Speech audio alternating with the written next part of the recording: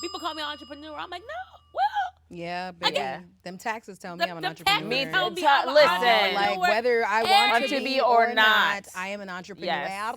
And I think what's interesting about it is like when I first jumped out in the freelancing game, there weren't a lot of girls in media doing it. You were like, one of the first I was one of the people first people doing that it. actually was like, well, What year guess was I'll just that? figure this out.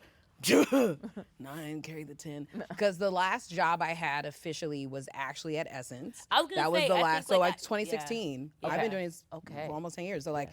The last job I officially had was at 2016. I was the associate editor of EssenceFest.com. And at that time, they would fire you after. So they would bring you on in January and let you go in August because you were literally there For the just festival. for the festival. And I Yeah. was like hoping, like, someone's going to love me enough Not to let me Stay on. stay on and go on a different team. Like I've done, a great job. And they didn't love me that much. And They did.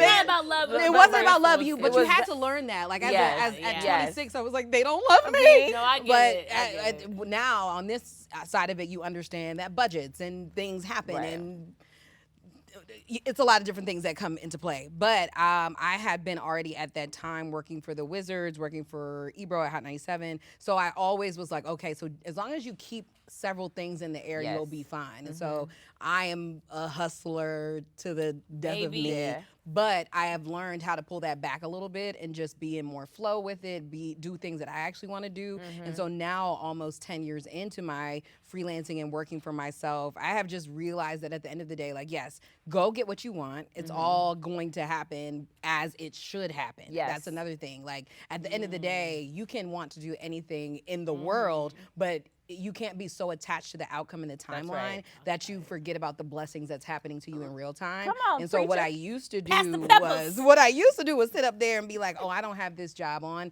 E and I don't have this job on Access or whatever I really, really wanted Yeah. at that time. And I used to be like, oh, nothing else is good enough.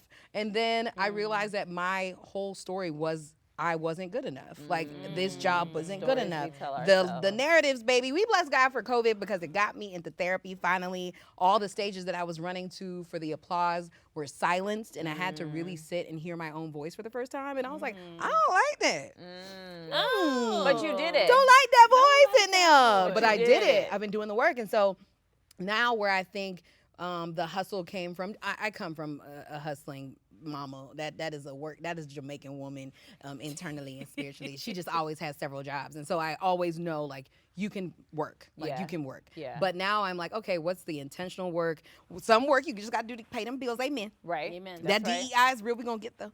But I'm grateful for the opportunities that have come, and now I pray for like alignment. Now I pray Yes. for like the things Yes. from heaven Yes. that are mine Yes. to be That's released right. in the world when I'm That's ready. right. That's like right. Lord, if Yeah. I'm ready for Yes. this, show me. Show now I me. ask for the wisdom Yes. of how to manage and steward these things that are in my life because I realize nothing is an accident.